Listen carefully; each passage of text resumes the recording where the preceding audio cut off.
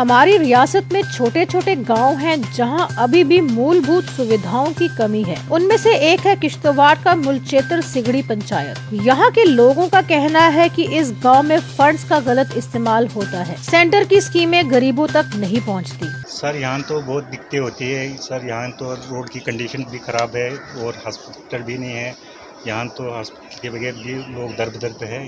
यहाँ पे हॉस्पिटल होना चाहिए था और स्कूल के बच्चे भी दर बदर होते हैं। यहाँ पे इनके लिए कुछ स्कूल होना चाहिए था। और सर बहुत से काम जो है बकाया, तो उनके लिए भी थोड़ा ध्यान देना चाहिए थे। कौन से काम बकाया है आपको?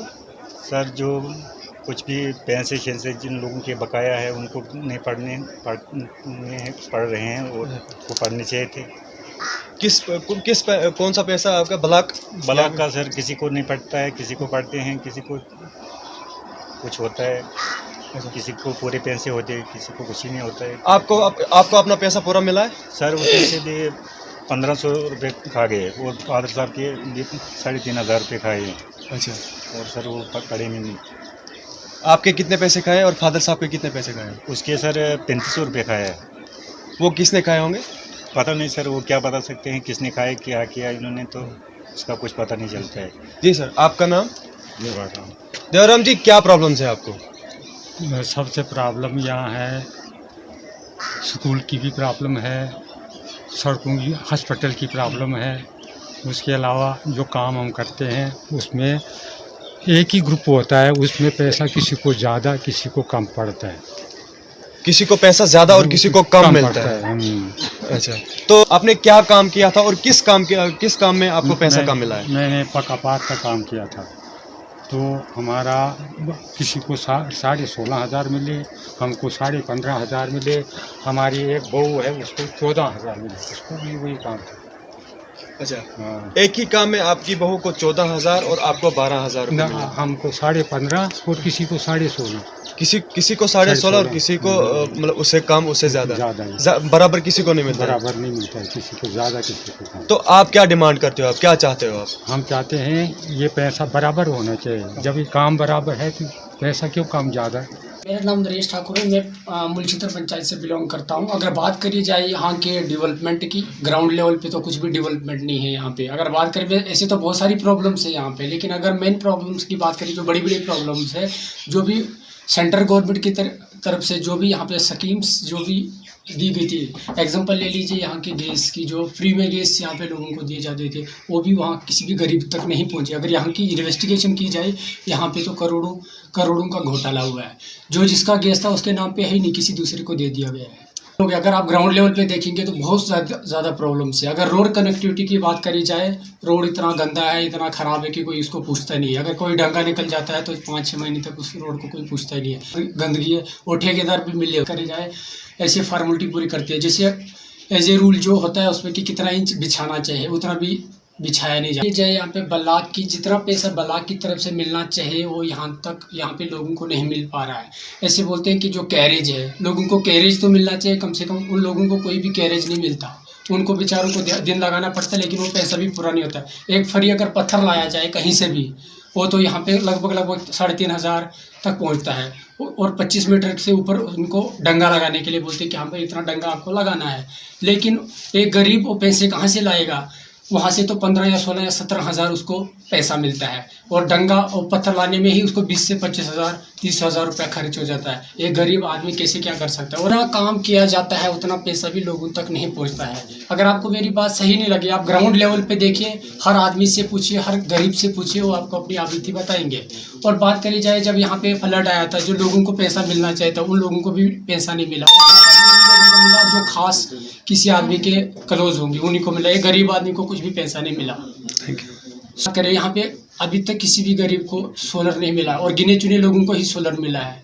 और ऐसी बात करी जाए बहुत सारी चीज़ों की, जैसे रोड की बात करें, गाड़ियों की बात करें, जो गवर्नमेंट की तरफ से जो RTO का जो किराया जो होता है गाड़ी का, मान के चलते अगर 30 रुपया किराया है, यहाँ से मनमानी से ही किराया लोगों से वसूल किया जाता है और कोई पूछने वाला नहीं है। तो आपकी क्या डिमांड्स होंगी? अब जो जो प्रॉब्लम्स आपने बताई, जैसे कि किराए की प्रॉब्लम है, यहाँ पे रोड कनेक्टिविटी की प्रॉब्लम है, तो आप जैसे आपने ब्लॉक का बताया कि पैसा आपको पूरा नहीं मिलता है, तो आप क्या चाहते हैं? आप क्या डिमांड्स है आपकी? देखिए, ऐसे तो हम आज तक इस पे विश्वास नहीं करते, लेकिन सुनने में ऐसा है कि जो हमारे गवर्नर साहब है सत्यपाल मलिक जी, उनसे मेरा ये रिक्वेस्ट है कि आप ही इस बारे में कुछ कर सकते हैं, क्योंकि हमको आपके ऊपर बहुत सारी आशाएं टिकी है, क्योंकि हम मीडिया में अक्सर देखते रहते हैं कि जो हमारे सत्यपाल मलिक जी है, जो सेंट्रल गवर्नमेंट ने हमारे जम्मू कश्मीर में भेजा है, बहुत अच्छे काम किए हैं यहाँ पे, और हमको उम्मीद है कि हमारी बात हमारे सत्यपाल मलिक जी के पास पहुँचे। और यंग बाइट संवाददाता वसीम भट्ट ने युवा सरपंच सुषमा से भी इस बारे में बात करी। यंग बाइट में आपका स्वागत है सुषमा जी। तो आप हमें बताइए, इस पंचायत में जो है किन किन चीज़ों का जो है मुश्किलात आती है? आपने यहाँ पे देखा होगा, जैसे अभी बात करें हम रोड की या बिजली की या बहुत सारी प्रॉब्लम्स जो होती है, तो क्या क्या लगता है आपको? क्या क्या मुश्किलात हैं आपको? हाँ, मुझे लगता है जो सबसे ज़्यादा प्रॉब्लम है वो है एजुकेशन सिस्टम हमारा बहुत वीक है। हमारा आप देख सकते हैं, अब यहाँ पे पास में एक मिडिल स्कूल है, आप देखोगे वहाँ उसकी बिल्कुल 4 दीवारी नहीं है, बाथरूम नहीं है वहाँ पे, और बच्चे आप देखोगे, अगर आप कभी विज़िट करोगे वहाँ स्कूल टाइम पे, तो बाथरूम में बच्चे आप देखोगे बाथरूम के लिए इधर उधर फिर रहे हैं, बच्चों को बहुत खतरा होता है, जैसे घास होती है। तो इन प्रॉब्लम्स पे ध्यान देना है हमको, और सबसे ज़्यादा ज़रूरी जो है वो है जो सिगदी हाई स्कूल है। मैंने सुना है कि 1922 में बना है ये स्कूल। इस स्कूल में मतलब बच्चे बहुत दूर दूर से आते थे पढ़ने। वासदेवना नाम सुना होगा आपने, सिंबोल नाम सुना होगा, वहाँ से आते थे बच्चे वहाँ पे पढ़ने के लिए। तो मुझे लगता है वहाँ कॉलेज होना चाहिए। वहाँ अगर कॉलेज होगा, अभी मैंने देखा कि अभी 12th के रिज़ल्ट जो आए हैं, तो मैंने बहुत सारी लड़कियों को पूछा कि आप आगे क्या कर रहे हो, बोल रहे हैं नहीं हमें तो घर वाले किश्तवाड़ भेज ही नहीं रहे हैं, तो इसलिए हम स्टॉप कर रहे हैं अपनी पढ़ाई। तो इसलिए मैं सोचती हूँ कि वहाँ पे कॉलेज होना चाहिए। और मुगल मैदान में एक हायर सेकेंडरी स्कूल है, जहाँ पे बच्चे यहाँ नज़ला से पढ़ने जाते हैं, भाटा से पढ़ने जाते हैं, तो उनको इतना दूर चल के जाना पड़ता है, तो उनके लिए बस का जो सभी फैसिलिटी होनी चाहिए उनके लिए। उनको गाड़ी नहीं मिलती है टाइम पे, और ये जो छोटी मोटी गाड़ियाँ चलती हैं उनका मतलब बहुत ज़्यादा किराया लेती हैं, उनके पास नहीं होता है, तो प्रॉब्लम ये भी होनी चाहिए बस। सुषमा जी, आपके यहाँ पे जो है 7 वार्ड्स हैं, हाँ। तो इन 7 वार्ड्स में आपकी यहाँ रोड कनेक्टिविटी कैसी है? रोड कनेक्टिविटी बिल्कुल, रोड कनेक्शन का नामो निशान ही नहीं है। यहाँ पे आप चल के आए हो, आपने देखे होंगे कितने खड्डे हैं हमारे रोड में, तो मुझे लगता है इन पे ध्यान देना चाहिए। रोड बिल्कुल मतलब कितने वाइड नहीं है, फेंसिंग नहीं है रोड्स की, कितने खड्डे हैं। और जो हमारा वार्ड नंबर 7 है हिंगरना, वहाँ पे बिल्कुल रोड कनेक्शन नहीं है। अगर आप देखोगे वहाँ पे जाके कितना ब्यूटीफुल एरिया है, अगर वहाँ पे रोड कनेक्शन होगा तो पत्नी टॉप से भी ज़्यादा अच्छा पिकनिक स्पॉट बनेगा वहाँ पे।